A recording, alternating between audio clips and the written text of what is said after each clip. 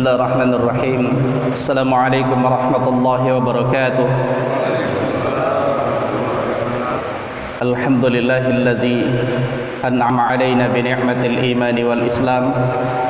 Asyhadu an la ilaha illallah wahdahu la syarika lah wa asyhadu anna Muhammadan 'abduhu wa rasuluh.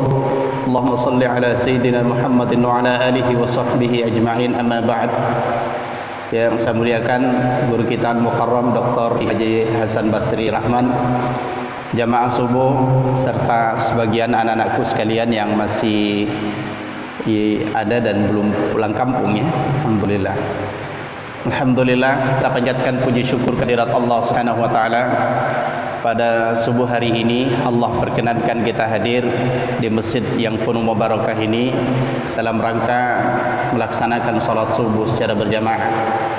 Salawat dan salam semoga senantiasa tercurah kepada junjungan kita Nabiullah Muhammad sallallahu alaihi wasallam. Allahumma salli ala Muhammadin wa ala alihi wa sahbihi ajma'in. Sebagaimana biasa saya mengajak kepada jamaah untuk membaca Ummul Quran suratul Fatihah dengan memperhatikan makhrajnya, cara penyebutan hurufnya, panjang pendeknya, atau memperhatikan kaidah-kaidah bacaan Al-Quran, yaitu kaidah-kaidah dengan menggunakan kaidah tajwid. A'udzu billahi minasy syaithanir rajim.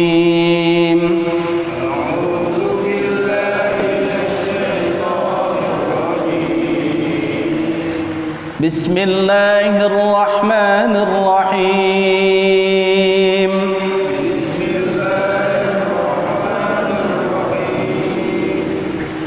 Alhamdulillahi rabbil alamin.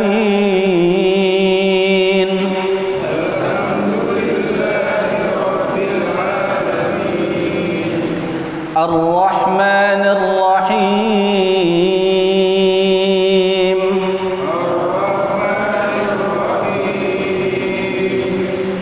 Maliki yaumiddin.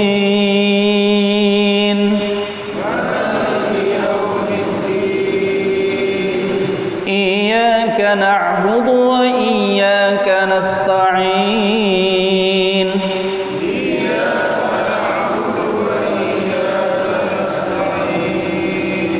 Ihdinas siratal mustaqim.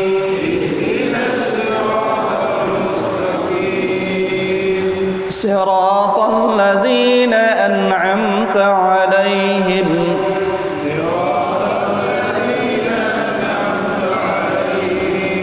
ghairil maghdubi 'alaihim waladdallin.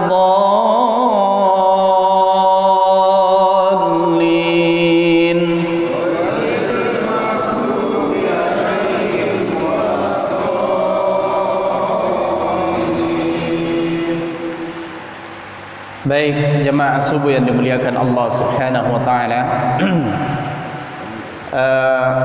Kita masih akan melanjutkan seri hadis dari Bukhari dan Muslim tentang orang yang mendapatkan naungan Allah Subhanahu wa taala di yaumil qiyamah. Dan sekedar untuk mengingatkan, saya mulai dari yang pertama. Jadi orang yang mendapatkan perlindungan Allah di yaumil mahsyar, di mana pada hari itu tidak ada perlindungan kecuali datangnya dari Allah. Yang pertama adalah imamun adilun, pemimpin yang adil. Yang kedua, wasyabbun nasya'a fi ibadatillahi ta'ala, pemuda yang tumbuh menjadi remaja yang senantiasa ibadah kepada Allah. Yang ketiga, wa rajulun qalbuhu mu'allakum fil masajidi, seseorang atau seorang laki-laki yang senantiasa tergantung hatinya dengan masjid. Yang keempat, wa rajulani tahabba fillahi jatama'a 'alaihi wa tafarraqa 'alaihi, orang yang senantiasa dua orang saling mencintai karena Allah, baik di waktu berpisah maupun di waktu bertemu. Kemudian yang kelima adalah wa rajulun da'athum ra'atun zatu mansubin wa jamalin faqala inni akhafullah. Kalau tidak salah kita masuk di sini ya. Wa rajulun da'athum ra'atun zatu mansubin wa jamalin, faqala inni akhafullah.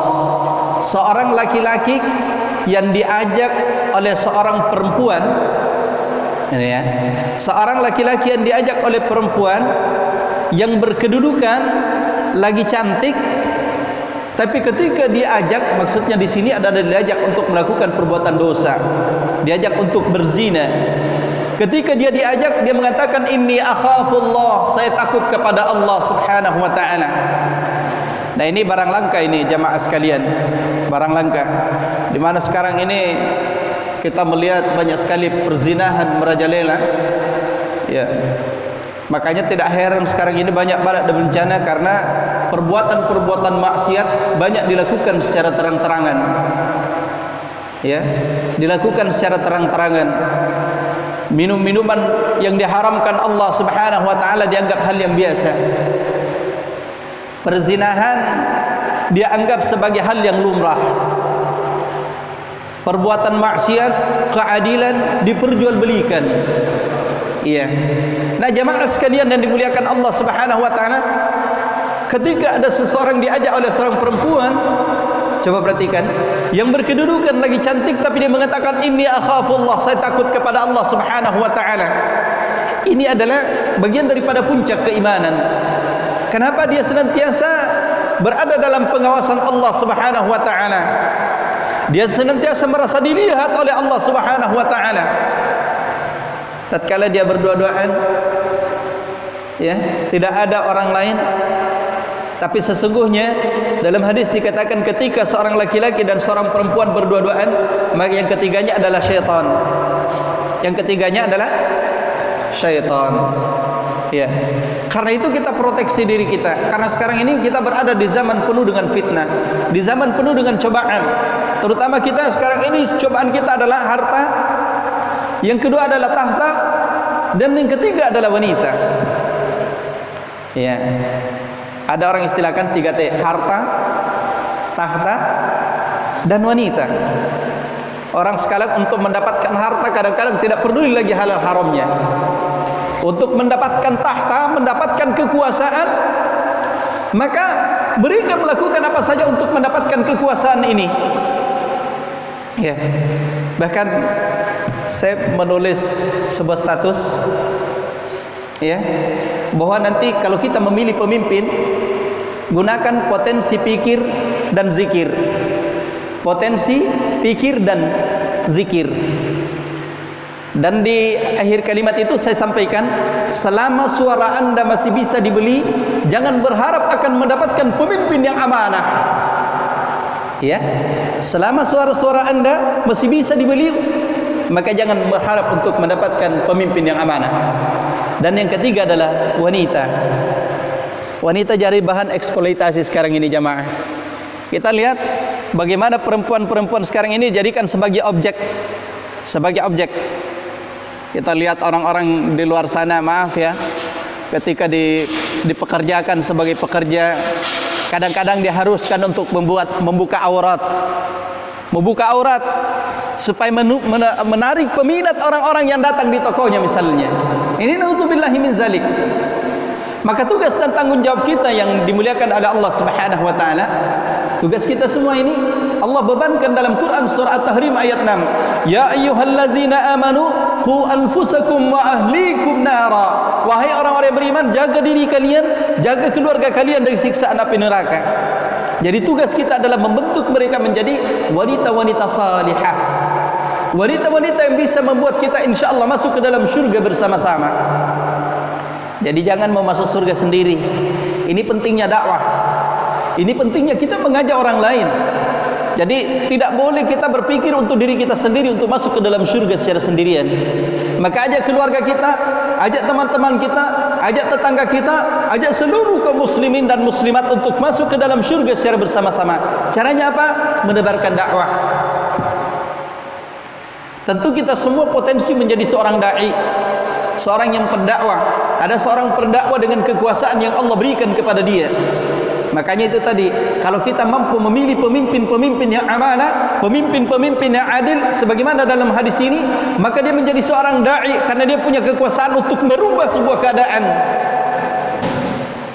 Ada orang diberikan potensi untuk menjadi dai dengan ucapannya. Itulah guru-guru kita, ulama-ulama kita, kiai-kiai kita yang menyampaikan dakwah. Dan yang ketiga, kita bisa berdakwah dengan ada disebut dengan dakwah bil hal.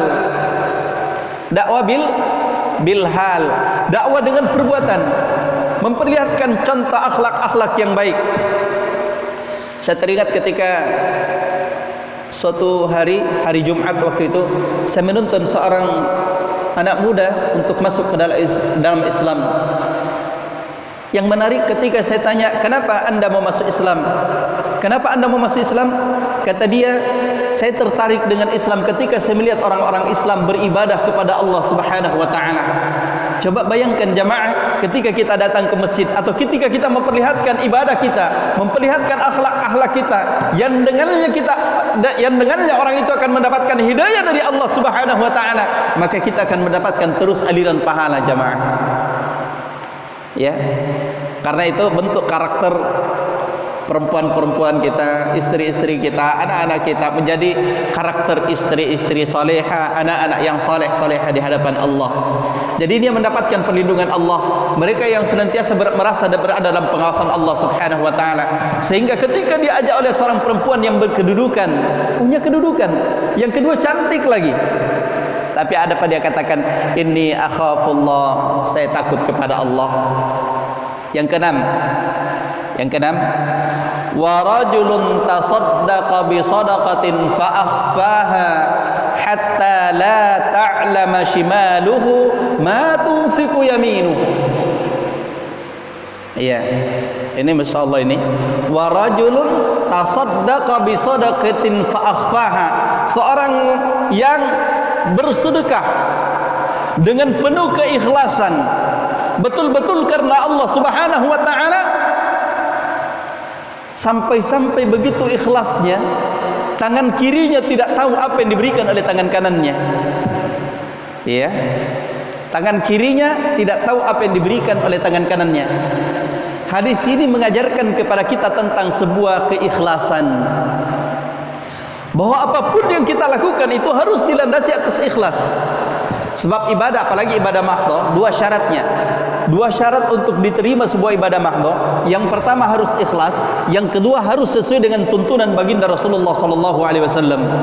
Kapan dua syarat ini tidak terpenuhi, maka ibadah kita tidak diterima. Contoh, kita ibadah sesuai dengan sunnah, kita ibadah sesuai dengan perintah Allah Subhanahu wa taala dan Rasulnya, tapi tidak ikhlas, tidak diterima Allah. Atau kita ikhlas dalam beribadah kepada Allah Subhanahu wa taala, akan tetapi tidak dicontohkan oleh Rasulullah sallallahu alaihi wasallam, ini dalam persoalan ibadah mahdhah, maka itu pun tertolak. Makanya Allah Subhanahu wa taala berfirman, "Wa ma umiru illa liya'budullaha mukhlishina lahuddin." Dan tidaklah kalian diperintah kecuali mukhlishina lahuddin, ikhlas dalam beragama. Dalam hadis yang populer, innamal a'malu binniyat wa innama likulli imri'in ma nawa. Sesungguhnya segala amal itu tergantung dari niatnya, dan dia akan mendapatkan sesuai dengan apa yang diniatnya. Kalau dia karena Allah, maka dia akan mendapatkan apa yang diniatkan, dia akan mendapatkan pahala dari Allah Subhanahu wa taala. Tapi kalau dunia, dia mendapat dunia tapi akhirat bagi dia tidak ada. Ada orang menyumbang karena ingin mendapatkan popularitas, insya Allah dia populer. Ada orang menyumbang itu tadi karena ingin dipilih pada saat misalnya ada pemilihan, maka dia akan mendapatkan itu, tapi bagi dia di akhirat. Ada orang melakukan itu, melakukan sebuah amalan karena ini mendapatkan simpati, maka dia akan mendapatkan simpati, tapi di akhirat bagi dia tidak ada. Tapi ketika kita melakukan karena Allah Subhanahu wa taala, maka semua yang lain insya Allah akan ikut. Itu masya Allah, begitu ikhlasnya, tangan kiri ini tidak tahu apa yang dikeluarkan oleh tangan kanannya. Iya. Pertanyaannya, apa tidak boleh orang ditahu sumbangan kita? Itu bukan persoalan ditahu atau tidak, tergantung persoalan hati. Persoalan hati, ya.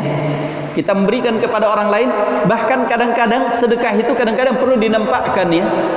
Perlu dinampakkan. Saya contoh. Ini kan kita baru-baru saja berkurban ya. Berkurban. Salah satu cara syariat dalam menjalankan ibadah kurban, dalam hal pembagian kurban itu kan dibagi 3. Satu untuk berkurban, satu buat orang fakir miskin, dan satu buat dihadiahkan. Ya, sudah jelas pembagiannya. Ya.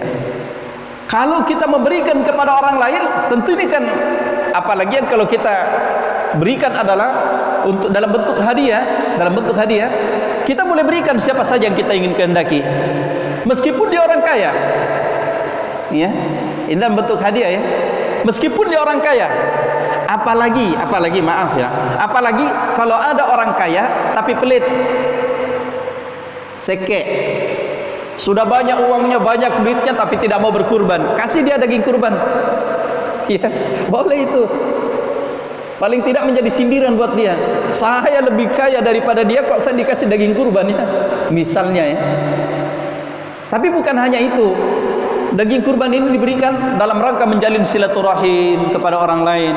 Siapapun yang kita, sahabat-sahabat kita, teman-teman kita, mungkin kita selama ini jauh di sana, kita bisa menghubungi, bro, saya habis kurban ini, datang ke sini, ada kurban saya simpankan buat anda. Tidak apa-apa, untuk menjalin silaturahim. Mungkin selama ini kita jauh dari mereka, atau mungkin ada hal-hal yang selama ini kurang dari diri kita, sehingga itu dengan itu bisa terjalin sebuah silaturahim. Jadi itu tidak mengirangi keikhlasan kita kepada Allah. Yang penting sekali lagi, niat kita karena Allah Subhanahu wa ta'ala, bukan karena yang lain. Makanya nanti di akhirat jemaah, di akhirat itu kan nanti akan dihamparkan catatan kebaikan kita. Catatan kebaikan kita. Ada orang melakukan amalan sederhana yang dilupakan, tapi ternyata begitu dihamparkan, begitu besar pahalanya di hadapan Allah Subhanahu wa ta'ala. Karena ikhlas. Saya berikan contoh. Kalau Bapak Ibu masukkan uang di dalam kotak infak sisa, tahu sisa? Sisa bu. Tidak ada orang mau ditahu, tidak ada orang mau dipuji. Lihat kak saya kasih masuk uang sisa 1.000. Tidak ada. Bahkan kalau perlu disembunyi itu. Tapi ingat, Allah Maha tahu. Allah Maha tahu. Itu kita lakukan dengan penuh keikhlasan. Dan biasanya kalau orang nyumbang dengan 1.000 rupiah, jarang orang mau ingat. Tapi besok begitu datang lagi, dia sumbang lagi 1.000 rupiah. Besok dia sumbang lagi 1.000 rupiah. Dan dia tidak pernah mau ditahu oleh orang lain. Karena menurut kita, pikiran kita, 1.000 rupiah berapa sih nilainya? Tapi ternyata begitu dihamparkan catatan kebaikan kita, ini subhanallah, menjadi sebuah amalan atau menjadi sebuah pahala yang besar sekali di hadapan Allah Subhanahu wa ta'ala. Masya Allah. Karena ikhlas karena Allah. Tapi boleh jadi juga ada orang melakukan sebuah amalan yang besar, kebaikan yang besar, tapi itu tadi karena ingin mendapatkan dunia, ingin dipuji, ingin dipilih, ingin popularitas. Begitu nanti di akhirat dia datang mau cari pahalanya, karena selalu dia ingat, ini perasaan saya nyumbang 10 juta ini. Tapi begitu nanti di akhirat dia cari, mana sumbangan saya ini? Kok tidak ada? Auzubillah ya. Mana ini? Ternyata kenapa tidak ada? Karena dia sudah dapatkan sesuai dengan apa yang diniatkan di dunia ini, tapi di akhirat bagi dia sama sekali tidak ada. Jadi ini hadis ini mengajarkan keikhlasan buat kita, dan keikhlasan itu hanya kita dengan Allah yang tahu. Kita tidak boleh menjustis orang lain, kamu ikhlas atau tidak ikhlas. Ya, ada orang mungkin menampakkan amalannya, kita tidak boleh mengatakan ini kamu tidak ikhlas, kenapa menampakkan pahalanya, amalannya. Ya, karena hanya seorang itu dengan Allah yang mengetahui. Ya. Cuma bisa dilihat dari ciri-cirinya. Jadi bisa dilihat dari ciri-cirinya. Itu tadi, kalau ada sesuatu, melakukan sesuatu karena ada tendensi, nah itu cirinya. Meskipun tidak boleh kita menjustis secara lebih jauh lagi tentang hatinya. Ya, tapi cirinya bisa nampak. Jadi jemaah sekalian, kemudian yang terakhir kita selesaikan malam ini, subuh ini ya. Yang terakhir, yang ketujuh. Mudah-mudahan bisa nanti dihafal ini hadisnya. Wa rajulun dzakarallaha khaliyan fafadat 'ainah. Seseorang yang senantiasa berzikir kepada Allah sampai tidak terasa air matanya menetes. Seorang yang berzikir kepada Allah Subhanahu wa ta'ala sampai tidak terasa air matanya menetes. Ini Masya Allah ya. hatinya berzikir kepada Allah, mulutnya mengucapkan dengan kalimat-kalimat thayyibah. Dia beristighfar kepada Allah Subhanahu wa taala atas segala dosanya. Astaghfirullahal azim alladzi la ilaha illa huwal hayyul qayyum atubu ilaih. Dia ingat dosa-dosa dan kesalahannya pada masa-masa yang lalu, maka tanpa terasa air matanya menetes atas perbuatan karena dia ingat dosa-dosanya, sehingga muncul dalam dirinya antara al-khauf dan ar-raja. Al-khauf dan ar-raja, rasa takut dan rasa pengharapan. Takut jangan-jangan dosanya tidak diampuni oleh Allah Subhanahu wa taala, sekaligus muncul dalam dirinya tetap dia berharap Allah akan mengampuni dosanya. Namanya al-khauf war-raja, yaitu rasa takut dan rasa pengharapan. Nah, jemaah sekalian yang dimuliakan Allah, zikir ini adalah sebuah perintah dari Allah. Ya ayyuhalladzina amanu dzkurullaha dzikran katsira. Wahai orang yang beriman, berzikirlah kepada Allah dengan zikir yang banyak. Jadi zikir ini tidak dibatasi oleh waktu dan tempat. Waktu dan tempat. Saya pernah baca sebuah buku, kalau tidak salah Pak Kiai, sebuah buku bahasa Bugis, anunya guru tak Kiai Jambo Dalle, dikasih oleh seorang tua di kampung, itu bahasa Bugis tapi judulnya bahasa Arab. Al-qaulus shadiq fi ma'rifatil khaliq, perkataan yang benar dalam mengenal Allah. Dalam mengenal Allah. Salah satu poin dalam pembahasan beliau dalam kitab itu, beliau mengatakan bahwa kalau kalian ingin mengetahui kapan Allah mengingat kita, kalau kalian ini mengetahui kapan Allah mengingat kita, maka ketahuilah pada saat kita berzikir kepada Allah Subhanahu wa taala, pada saat itulah Allah mengingat kita. Karena Allah berfirman dalam Al-Quran, fadhkuruni azkurkum, berzikirlah kepadaku maka aku akan mengingat kepada kalian, kata Allah. Jadi ketika kita berzikir kepada Allah, ketahuilah pada saat itu Allah mengingat kita. Dan ingat, dalam penjelasan ini beliau lagi melanjutkan, ketika seorang hamba mengingat kepada Allah disebut dengan ibadah. Jadi ketika seorang hamba mengingat kepada Tuhannya, maka disebut dengan ibadah. Dan ketika Allah mengingat hambanya, disebut rahmat. Ya, dalam bahasa Bugis beliau mengatakan, nareko sedia ata maringeral loripuana ria sengipas sompa. Jadi nareko atai maringeral lori Allah Taala ria sengipas sompa.